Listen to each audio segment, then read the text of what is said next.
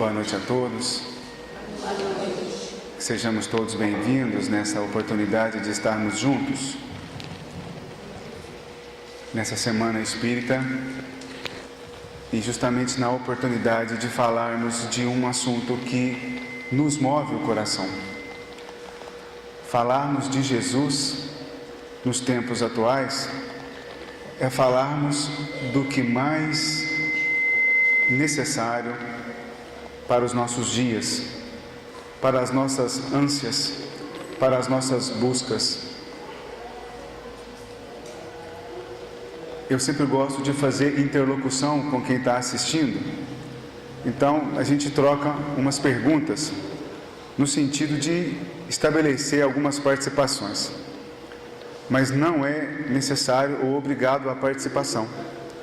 É apenas uma pergunta ou perguntas no sentido de que a gente possa trazer as informações que estão sendo colocadas para o nosso cotidiano, para os nossos dias.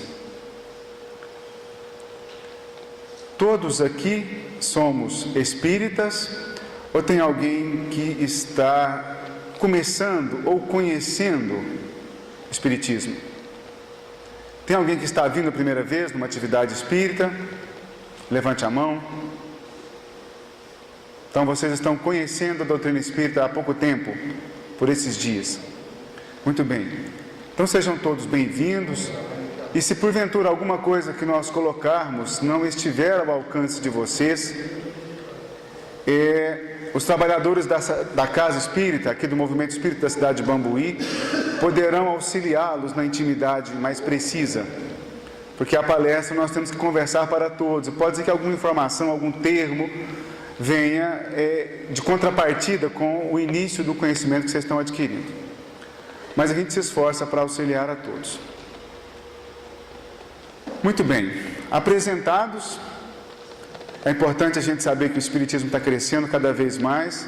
E como eu disse no início, falar de Jesus nos dias atuais é falar da nossa necessidade maior.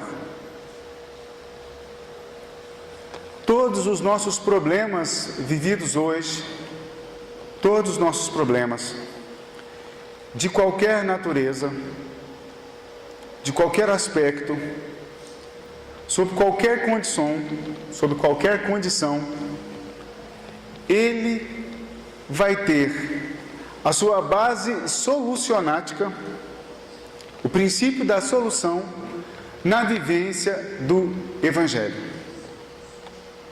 Na compreensão dos ensinamentos vivenciados por Jesus.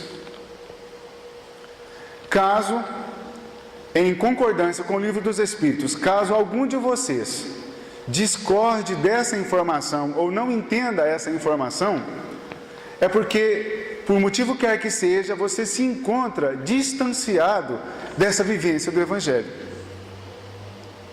Então, quando nós olhamos para a nossa sociedade, seja ela brasileira ou seja ela mundial, e nós identificamos nela algum problema de natureza qualquer, nós então já fazemos a leitura, e aí dependendo da gravidade do problema, nós vamos medir a distância que ele está, ou que aquela circunstância está, da vivência do Evangelho.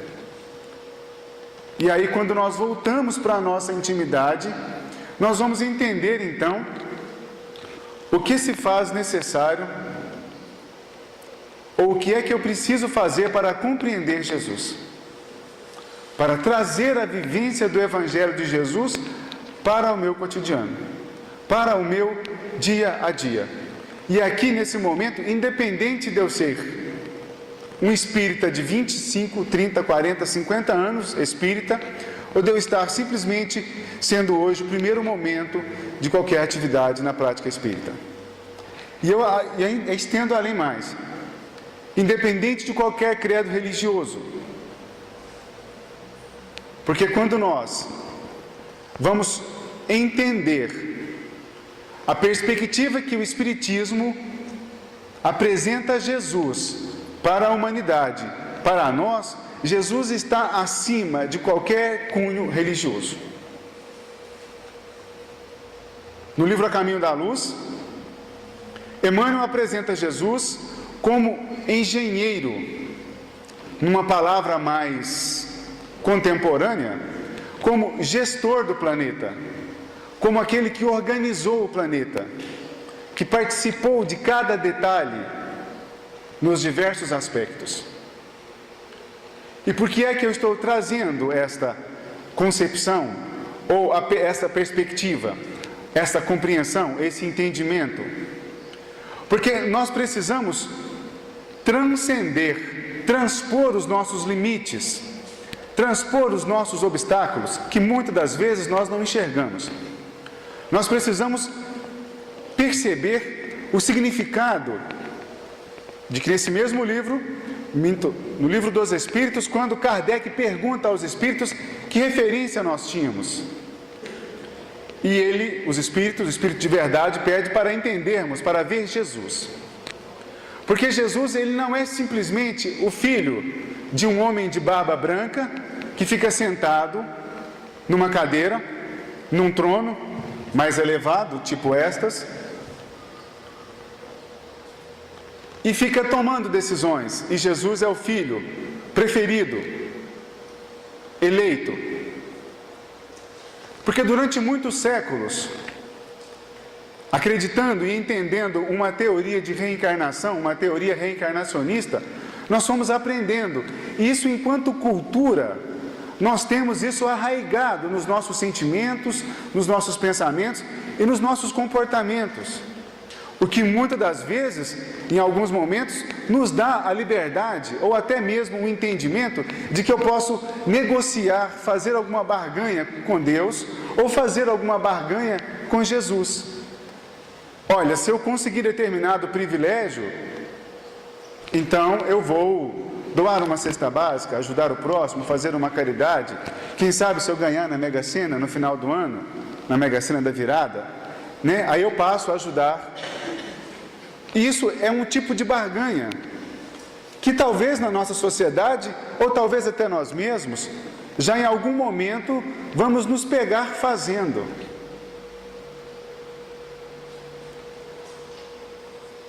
Então, na perspectiva espírita, quando Kardec, no segundo parágrafo da introdução do Livro dos Espíritos, ele nos convida, o primeiro parágrafo, Kardec fala da necessidade de se abrir o campo do entendimento para novas ideias, e ele conceitua e separa e substantiva espiritismo de espiritualismo. No segundo parágrafo ele vai dizer dos espiritistas. É interessante que no segundo parágrafo não tem kardecista, que muitos de nós, e digo por mim, que erroneamente às vezes usa a palavra, ou já usamos a palavra kardecista. Porque kardecista quer dizer que Kardec criou a doutrina. Mas Kardec não criou a doutrina. O método para entender a doutrina é o método kardeciano, que segundo a compreensão e a observação de Kardec. Mas não é kardecista, é espiritista. Porque a doutrina é dos espíritos. Kardec simplesmente organizou as ideias. E simplesmente aqui entre aspas, porque não foi um trabalho simples. Basta você apreciar as obras e você vai perceber a perspicácia que Allan Kardec teve que ter, o entendimento, compreensão, ou num termo mais atual, expertise, para que ele pudesse organizar as ideias de forma a não confundir com tantas ideias que estavam surgindo naquela época da humanidade. Um período de novas ideias, e que quem estudou história, quem não faltou das aulas de história, deve ter lembrado do período do iluminismo, das ideias iluministas, da crescente pela arte, pelos pensadores. Então, nesse momento de muitas ideias, Kardec pergunta para os espíritos, já que está surgindo, aqui é a concepção minha, é o acréscimo da minha parte, já que está surgindo tantas ideias, tantas situações, a quem devemos nos referir enquanto referência? E o Espírito de verdade diz assim para nós, lá na questão do Livro dos Espíritos, vede Jesus. Então nós vamos perceber que Jesus é a referência. E se nós hoje, enquanto sociedade, na condição de espíritas, de que estamos buscando vencer esses obstáculos, vencer esses hábitos adquiridos em outros momentos, que faz com que a gente tenha uma relação de pequenez com esse processo de construção dentro do nosso coração? Então nós vamos entender que falar de Jesus hoje é extremamente atual. É tão importante quanto respirar. É tão natural quanto respirar. E é necessário que façamos uma revisão desses conceitos. Que a gente possa entender que, na visão espírita, Jesus não é um filho predileto. Jesus é um irmão mais velho, que já estagiou em diversas etapas, que muitas delas nós não conhecemos, que já estagiou em diversas etapas, e ele é uma referência para o nosso crescimento. Na medida que a gente procura incorporar, trazer para os nossos dias essa vivência. E isso, gente, não é fácil.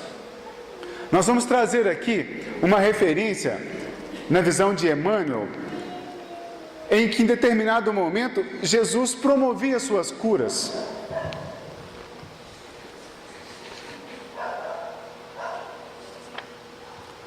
Nós vamos ter aqui Jesus em João, no capítulo 5, no versículo 38, uma referência no livro Caminho, Verdade e Vida, em que Jesus promovia as curas daqueles que necessitavam. E o que é que ele dizia? Vá e dizeis a todos o que o Mestre está fazendo.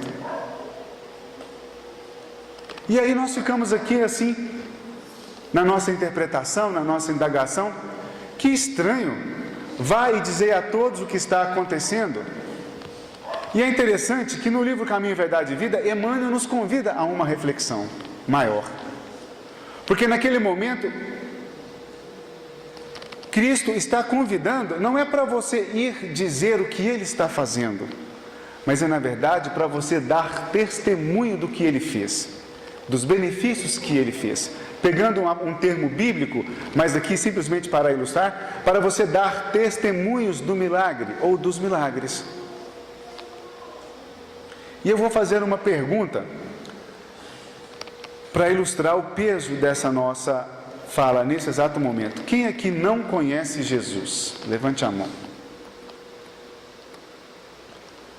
Quem não conhece Jesus? O conhecimento não é como eu estou conhecer no sentido físico de me ver, mas quem nunca ouviu falar. É talvez um dos nomes mais procurados na internet. E quando Jesus nos convida a dar o testemunho, quando Ele nos convida a ir dizer o que é que o Mestre está fazendo, é que testemunho nós estamos dando nos dias que se passam. Porque se nós conhecemos, o que é que nós estamos exemplificando dele? Porque as frases evangélicas, elas são convidativas para todos nós. Quando ele fala, eu sou o caminho, a verdade e a vida, ninguém vai ao Pai senão por mim, ele está se intitulando uma referência, assim como o Livro dos Espíritos fala. Então eu preciso fazer o que ele fez, para ter as conquistas que ele teve. E isso é extremamente desafiador e contraditório com o mundo material que temos. Porque aquele que é maior no reino dos céus, é necessário que ele preste atenção, porque o convite é ser o menor no reino da terra. E o que é que nós estamos hoje buscando no reino da terra? É ser o maior no reino da terra.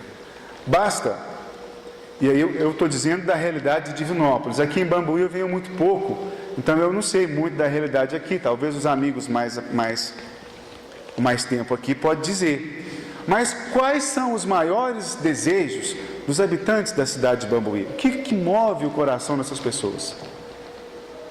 Será que essas pessoas estão buscando ser o maior no reino dos céus ou buscando ser o maior no reino da terra?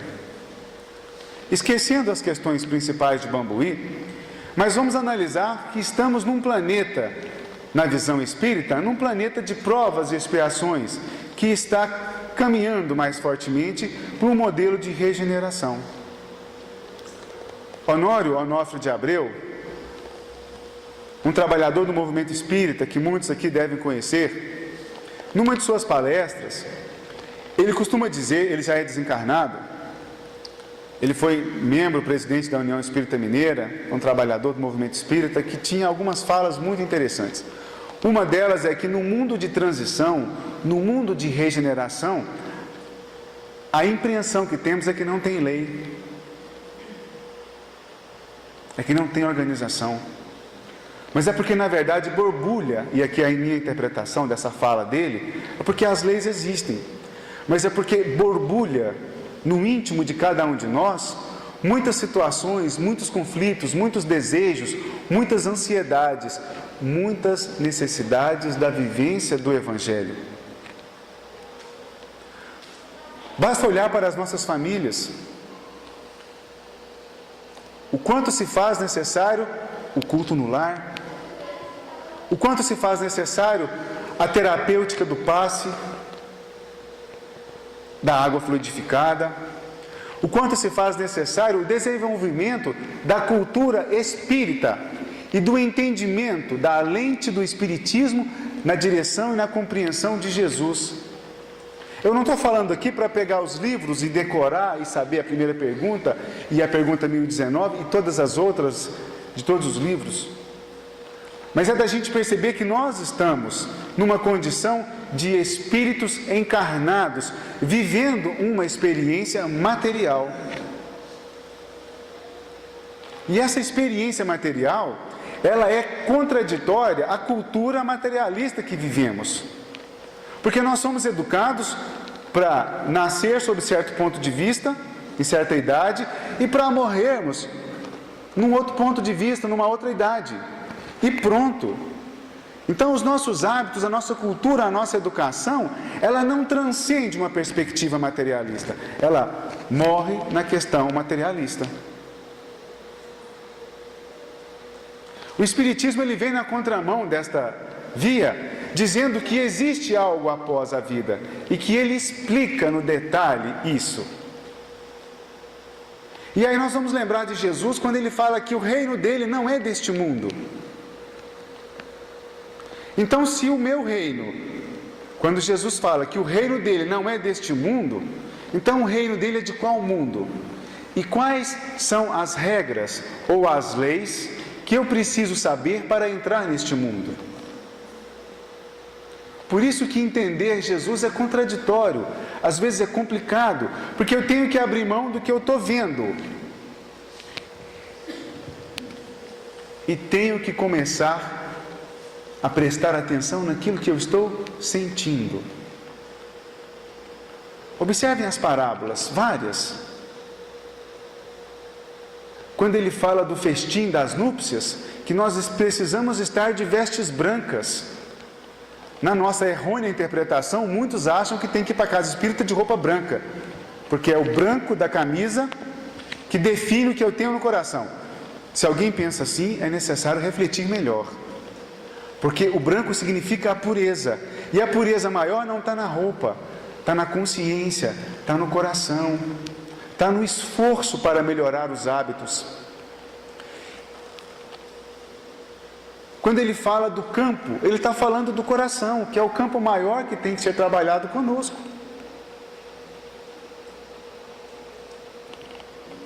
Quando ele fala do semeador, da semeadura que saiu a semear, e fala dos vários terrenos que caiu nas pedras, que caiu nos espinhos, ele está falando dos níveis de consciência que temos, dos nossos corações.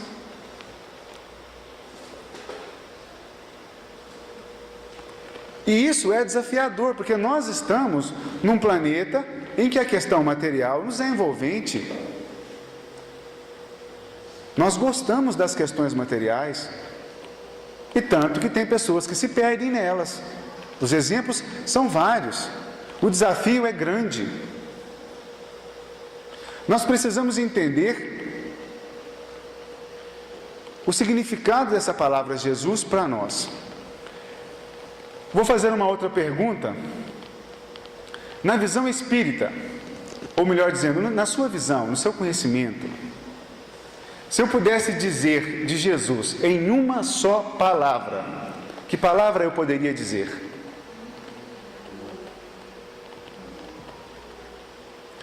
Pelo que eu entendi, a maioria disse amor, né? Não, mas aí nós já temos mais palavras. Eu só pedi uma. Assim, objetiva. Amor? Bondade. Mas o amor não inclui a bondade? Sim. E aquele que é mestre e não ama? Sim. Está vendo que as nossas interpretações divergem. E eu não estou aqui fazendo críticas. Eu estou apenas dizendo da necessidade da gente se aproximar cada vez mais. Porque no termo prático de amor, o que é mais fácil? Vamos ser francos, nas questões cotidianas. Porque não adianta, aqui entre nós, não adianta eu passar o meu dia inteiro desatento com a vivência do Evangelho e depois ir para a casa espírita à noite, fazer uma prece e querer a sintonia de Bezerra de Menezes ou de Emmanuel. Porque sintonia é construção. A veste branca no campo do coração, no campo da consciência, ela é uma construção. Às vezes é mais fácil eu vir para a palestra espírita do que fazer dever de casa com meu filho. Do que eu cuidar da minha mãe que está doente, idosa. Do que eu cuidar do meu pai que está enfermo na cama. Porque às vezes eu venho para a palestra como uma fuga. Porque na vertente espírita, no pensamento espírita, o que vai contar no fim das contas é a minha essência, é o que eu fiz. Melhor dizendo, o resultado das minhas ações. Porque numa outra vertente de pensamento, nós poderíamos comprar um espaço no céu. Nós iríamos numa vertente até ingênua e aqui em tom de brincadeira, mas nós iríamos fazer curso de harpa e comer uva. Você não podia comer maçã, só tinha uva. Ou nós iríamos para uma região quente, festiva, sem possibilidade de mudança de ideia. E passaríamos a eternidade tocando harpa e comendo uva numa localidade, ou numa região festiva e muito calor. Várias as interpretações. Várias. Mas quando Jesus vem e traça o reino dos céus, e ele fala, não se preocupe, quando você não entender o que eu estou dizendo, virá o Consolador prometido, que consolará e que trará o esclarecimento. Nós vemos o Espiritismo amadurecer no coração da humanidade e adotar o Brasil como terra maior. O Brasil hoje é o maior país espírita do mundo. Isso é censo. Isso é censo. E aí nós vemos as concepções crescendo, as casas espíritas crescendo, amadurecendo, as semanas espíritas crescendo e amadurecendo. E nós vamos entender a partir de então o pensamento de Jesus na organização dessa estrutura de país, que é uma estrutura de continente. O Brasil tem uma extensão territorial, geográfica, geopolítica de continente. Às vezes nós entendemos assim, que eu tenho que ser bonzinho. E a verdade, o sentimento de bondade, ele traz para nós responsabilidade, seriedade e firmeza. Nós temos que entender no nosso cotidiano, para falar de Jesus hoje, a ótica do pensamento de Jesus para com a realização da construção da pátria do Evangelho. Não precisa levantar a mão, mas quantas pessoas ou quantos de nós temos uma visão pessimista do Brasil? Conhecemos o jeitinho brasileiro? Qual visão que nós temos dos nossos políticos ou de todos aqueles que envergam essa tarefa de muita responsabilidade? E preparando o material dessa palestra, eu me defrontei com um questionamento diante de tantos conflitos sociais, financeiros, crises das mais diversos tipos de crises. E aqui não é só falácia, é real que eu estou falando. Basta você ver os números da polícia, dos assaltos a bancos, crimes, abortos, suicídios, Desvio de verba nem se fala. Então fica a pergunta: é o Brasil, de fato, o coração do mundo, a pátria do Evangelho?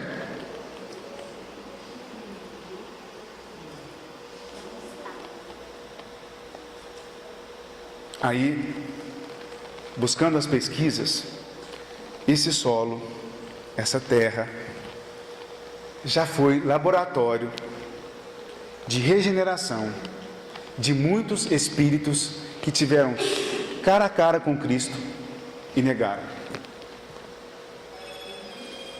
Entre eles, Emmanuel. Toda vez que você desacreditar em alguma situação, toda vez que você falar, não, mas não tem jeito, agora a vaca foi pro brejo, me permita o vocabulário chulo. Toda vez que você pensar nisso, conheça a trajetória desse espírito Emmanuel, que negou Cristo, que teve a oportunidade de estabelecer um convívio direto e se negou. E 15 séculos depois, se não me falha a matemática, 15 séculos depois, reencarna no Brasil para restabelecer a sua organização de consciência no campo do coração com Cristo. Eu poderia dizer de Fabiano de Cristo, nós somos contemporâneos de Chico Xavier, para quem não conheceu ou não sabe, também nós somos contemporâneos de Divaldo Franco. Nós temos, meus caros irmãos, que entender a didática, o jeito, a forma do Cristo na atualidade. No livro Coração do Mundo,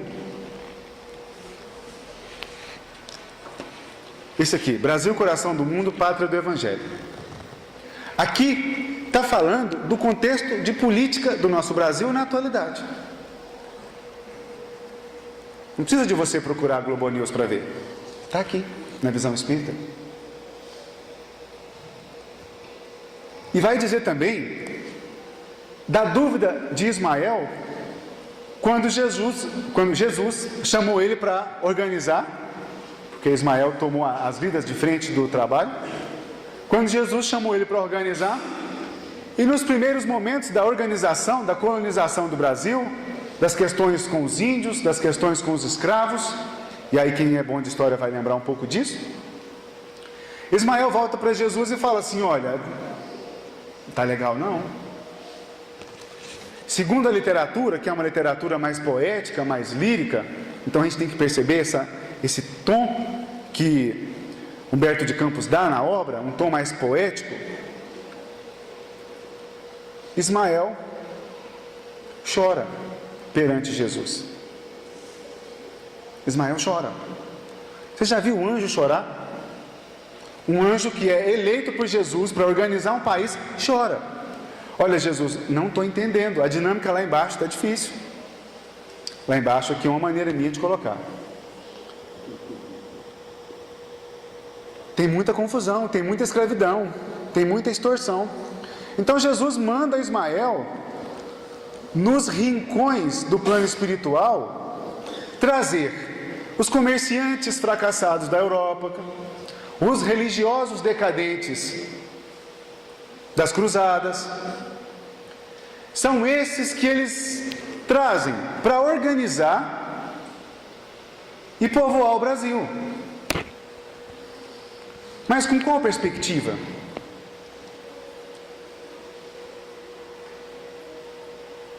Aquele que enfiou a lança em Jesus, ele chama para o trabalho e o sujeito reencarna em Portugal e forma a maior escola de navegação de que se tem notícia.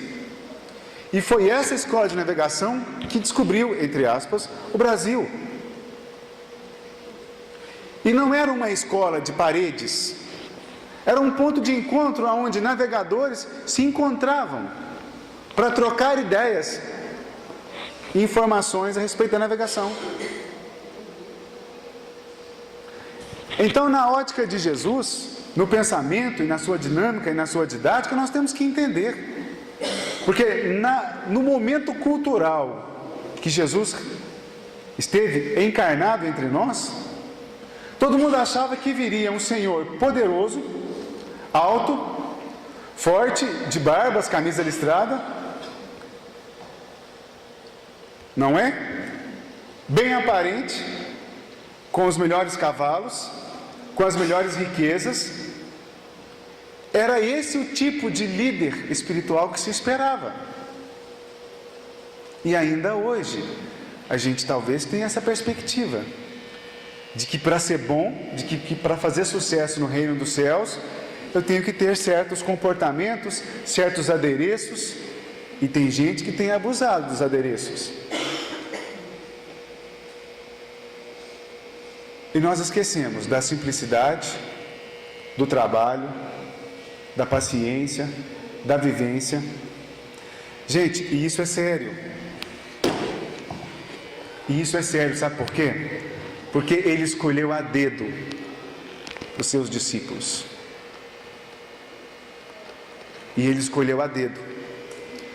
Teve um que desistiu, teve até suicídio, teve um que negou,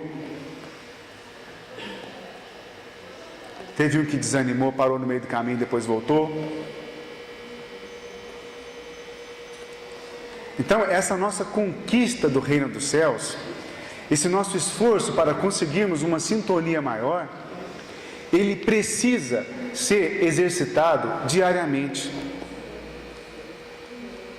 As questões transitórias que estão aqui à nossa volta, elas são instrumentos para o nosso crescimento.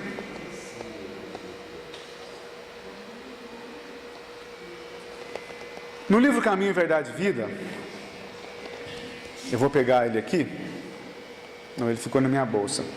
No livro Caminho, Verdade e Vida, tem uma lição, que menciona os filhos e os servos. Veio para mim, está até marcado. Os filhos e os servos. E Emmanuel, então, traça uma relação. Eu não sei se o som está ficando bom. Emmanuel traça uma relação entre filhos e servos. Porque os filhos permanecerão na casa, mas os servos não.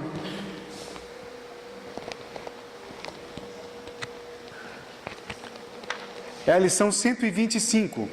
Ora, o servo não fica na casa, o servo não fica para sempre na casa. O filho fica para sempre.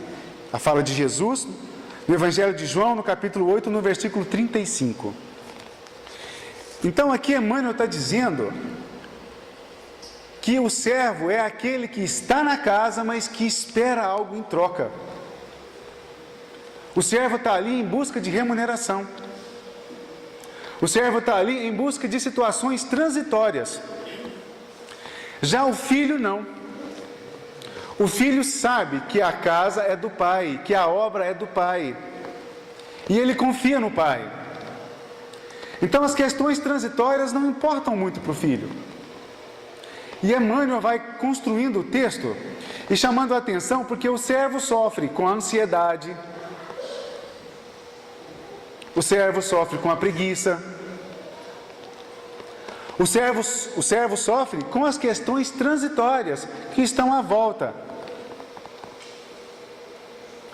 Mas uma coisa que é interessante e que pode parecer assim, nossa, mas eu não me considero filho.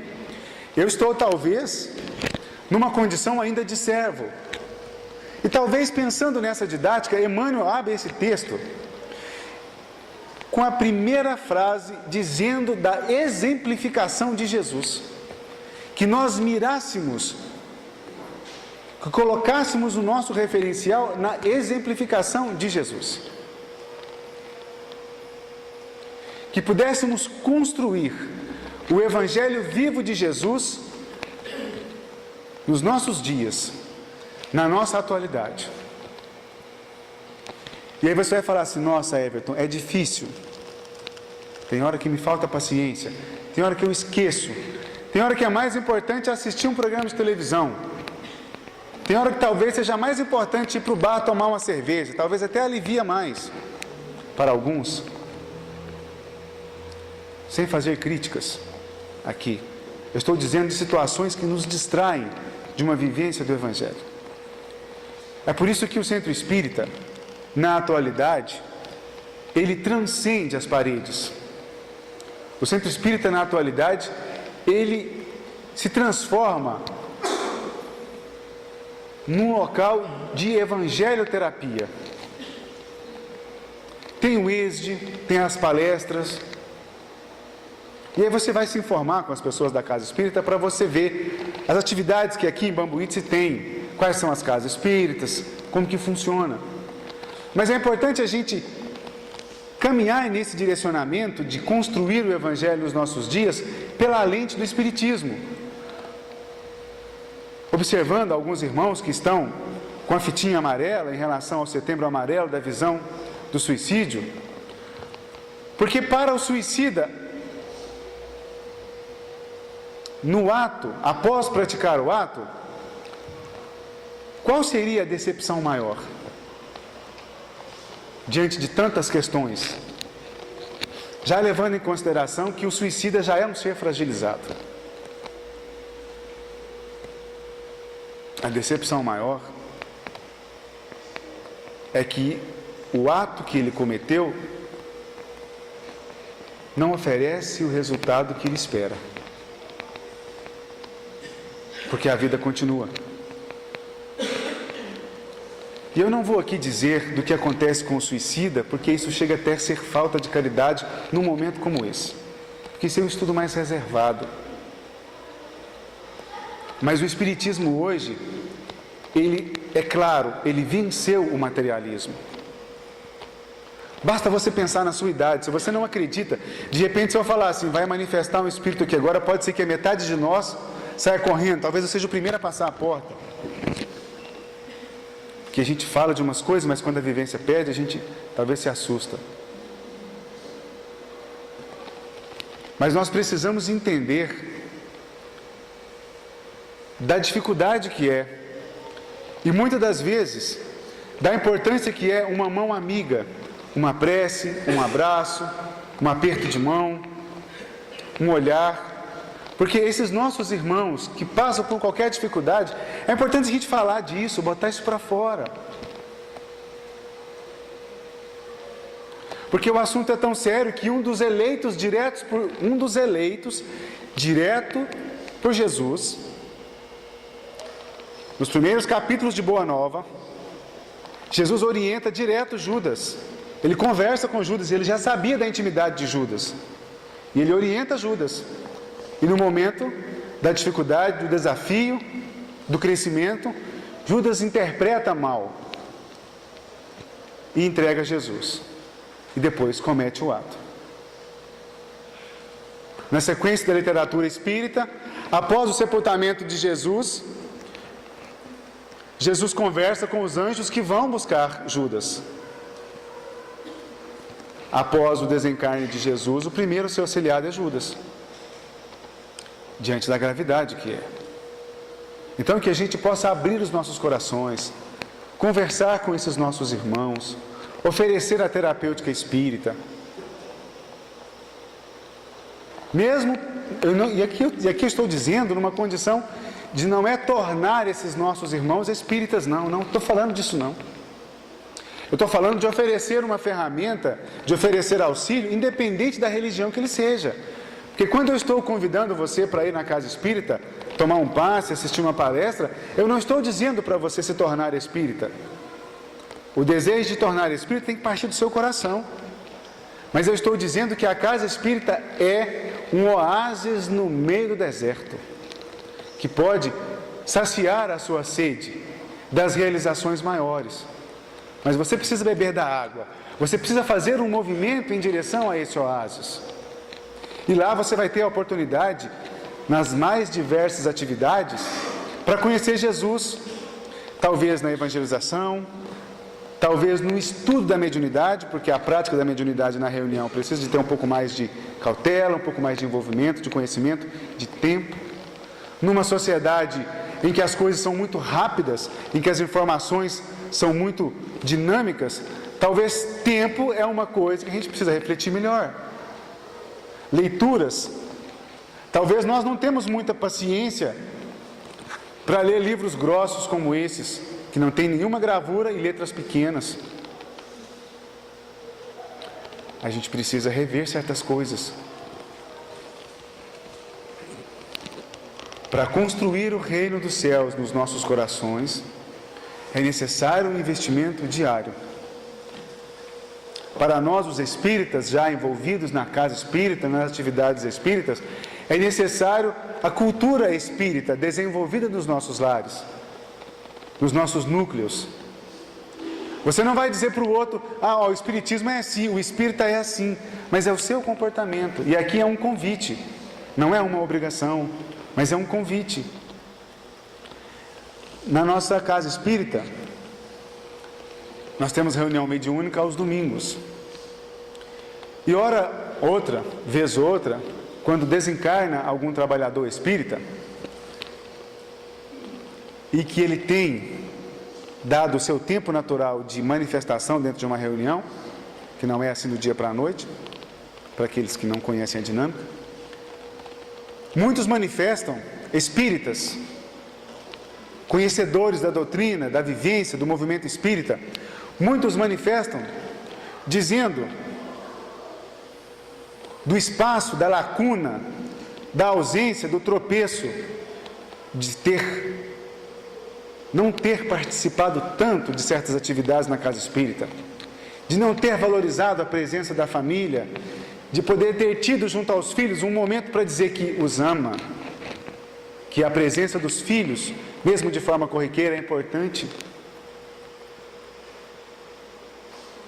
Ninguém fala que devia ter cursado tal faculdade. Não estou desmerecendo os cursos superiores. Ninguém fala que devia ter comprado cavalos ou que devia ter comprado o carro do ano. Não estou também desmerecendo as conquistas materiais, que é sinônimo de evolução. Eu estou dizendo que para a conquista do reino dos céus é necessário revermos os nossos comportamentos. E eu não estou aqui numa posição de moralismo, de apontar o dedo para você e dizer que você tem que fazer. Eu estou aqui numa postura de convite, de falar de uma necessidade que inclusive é minha. Porque o expositor espírita, ele não goza de patente.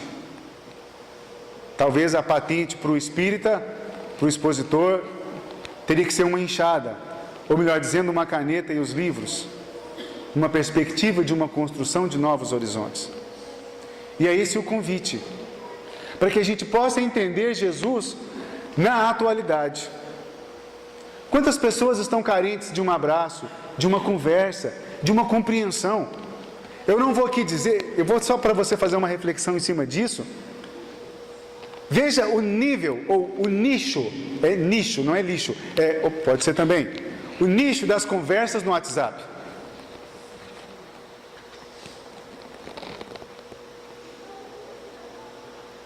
O que se posta nas redes sociais.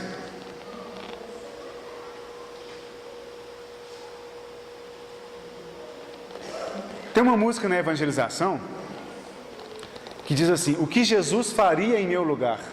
Alguém aqui já escutou essa música? Já ouviu, Gabriel?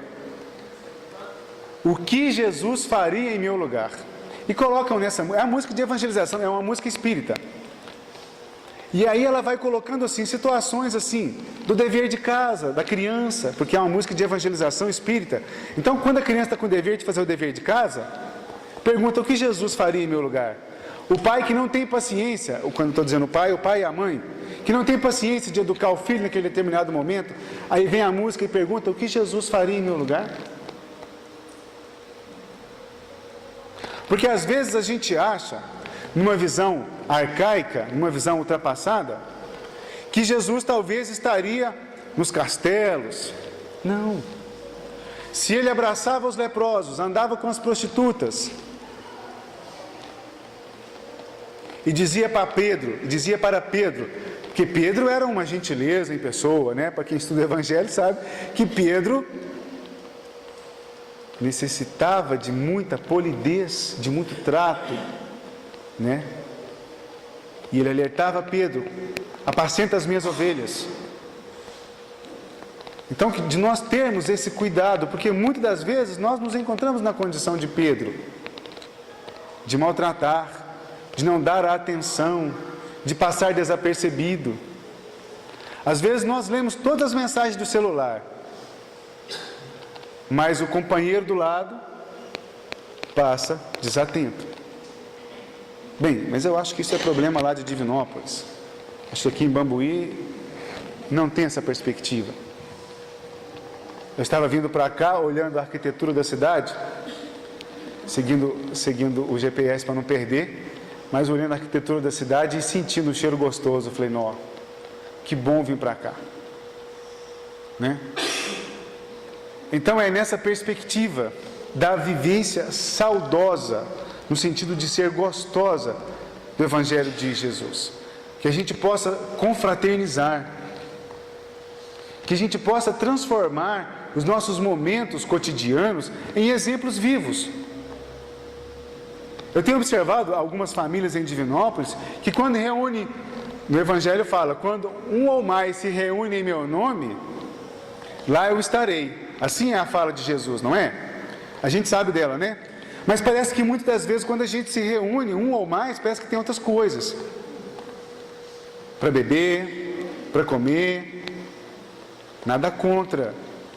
Mas qual é a essência disso? No livro Nosso Lar, revela exatamente o que pode acontecer com uma sociedade, eu estou dizendo do exemplo claro de André Luiz, o que pode acontecer com uma sociedade que naturalmente sofre as leis, mas não as compreende. Eu estou dizendo da lei de causa e efeito, de um processo reencarnatório. Porque se você passa uma vida inteira desapercebido, desatento, não é porque você morreu que vai mudar, não. Ah, morreu, descansou. Gente, não sejamos ingênuos, não é assim. Quando nós fomos convidados para o festim das núpcias, e aí, segundo a parábola, manda os anúncios para todas as esquinas, ele está dizendo de um esforço próprio. Porque hoje, no cotidiano, me aproximar de Jesus, querer estar perto de Jesus, é saber principalmente das minhas maiores dificuldades, na intimidade. Porque eu não vou trabalhar com Jesus numa questão externa. Eu vou trabalhar com a minha intimidade. Quais são os meus defeitos? Aquilo que Santo Agostinho diz no livro dos Espíritos, para a gente fazer um exame de consciência à noite. E não é no final do ano, no dia 31 de dezembro que está chegando, não. É todo dia. É toda hora. É toda hora. Então nós vamos observar que o Evangelho coloca para nós uma dinâmica. Evangelho é movimento. Porque Jesus fala assim, vá e não peques mais. Ele não falou para você ficar parado em volta dele. Ele mandou você ir. Olha, vá e não peques mais. É um dinamismo, porque a vida é dinâmica. Vá e não peques mais. Quais são os pecados? Ele não está dizendo. Mas basta você olhar para a sua consciência e falar, olha, isso precisa melhorar. Por isso que no livro Coração do Mundo diz que a caridade é o lema desta nação. E aí, entendendo a doutrina espírita, nós vamos entender que caridade não é só dar pão, leite, roupa, mas é promover o outro. Quando você tem uma conversa fraterna com um indivíduo que está com ideias suicidas, você está promovendo ele. Você está sendo caridoso para com ele. Então nós temos grandes desafios, porque se a vida continua e eu interromper aqui a minha vida e deixar para depois, acreditando que eu vou resolver os problemas, o que é que você faz com o boleto do banco quando você não paga? Vem juros, vem correção, vem moratória. A vida também é desse jeito. Mas Everton, tá difícil, cara. Tá pesado. Mas quem disse que ia ser fácil? Se está pesado e você não está encontrando soluções, é porque você não está olhando na direção de Jesus. Você não está olhando na direção de Jesus. Passa a olhar, passa a fazer uma prece, porque não existe uma só alma, mesmo as que já passaram pelo comportamento do suicídio. Se de repente algum parentesco aqui tenha cometido, a gente sabe do peso que é, do drama que é, do sofrimento que é. Mesmo aqueles que estão nas zonas de reconciliação para com a vida, eu vou ser econômico no vocabulário, mesmo que esses que estão nessas zonas de reconciliação com a vida, eles ainda assim encontram amparo. Mas eles não estão desincumbidos ou desobrigados das responsabilidades. Porque mesmo o ser fragilizado, ele é convidado de forma coercitiva a responder pelas responsabilidades que ele deixou. A família, os filhos e tantas outras que poderão vir. Assim também somos nós. Caminhando já para o encerramento, até 9 horas, não é isso? Caminhando já para o encerramento,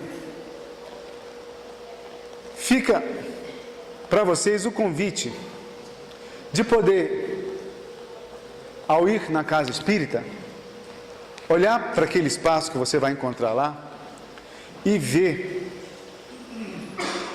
além das paredes.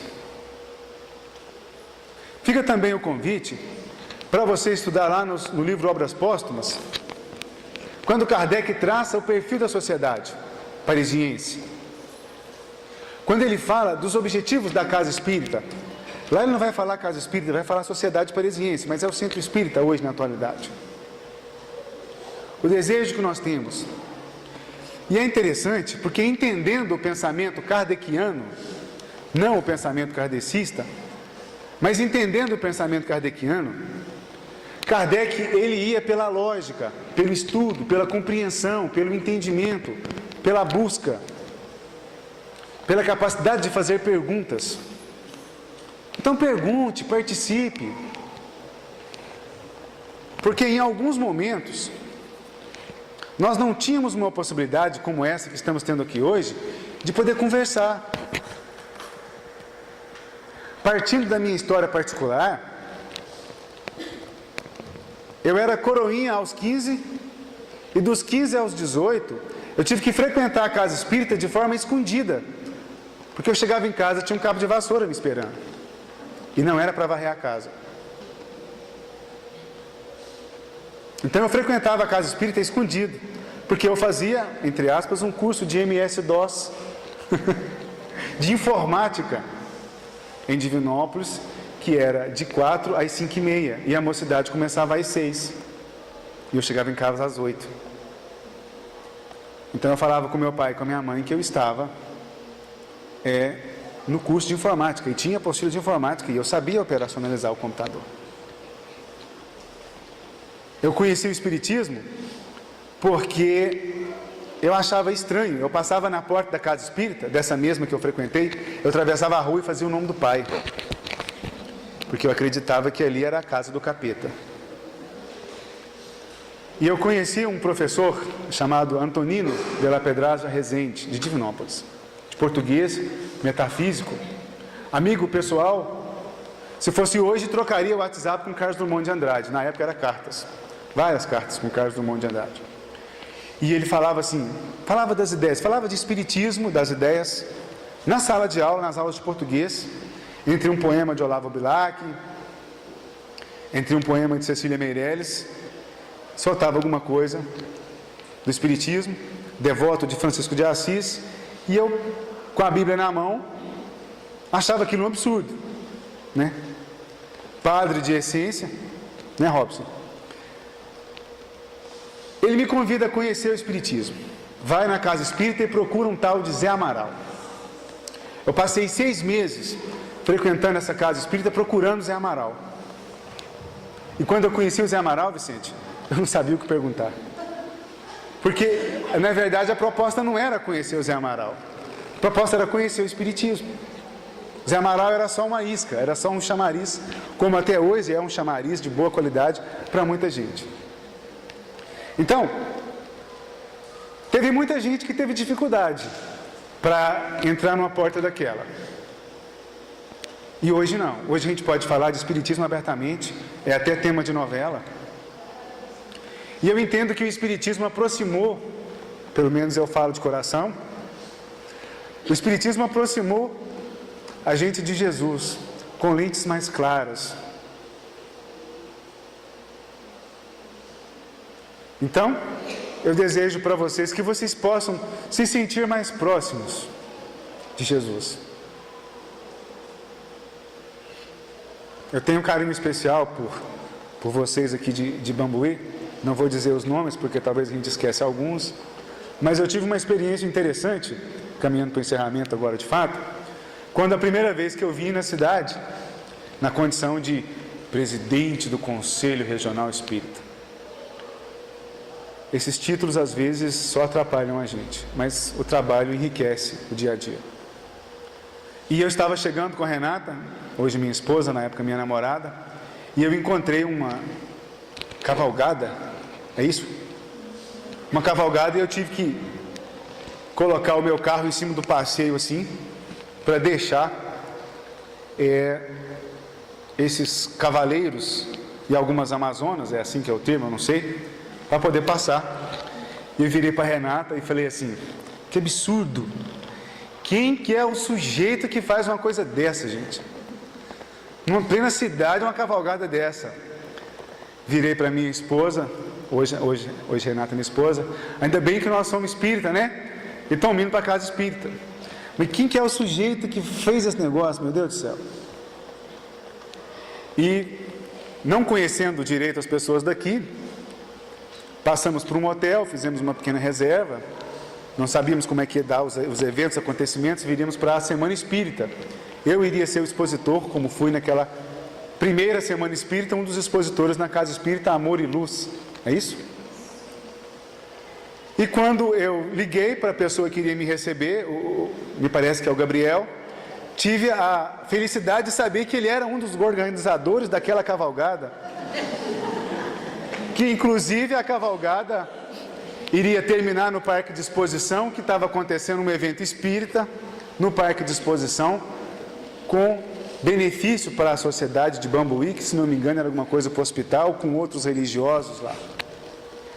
Então naquele dia eu tive uma experiência muito interessante, um aprendizado enriquecedor, e que eu sempre quando viajo pelo estado eu falo dessa experiência.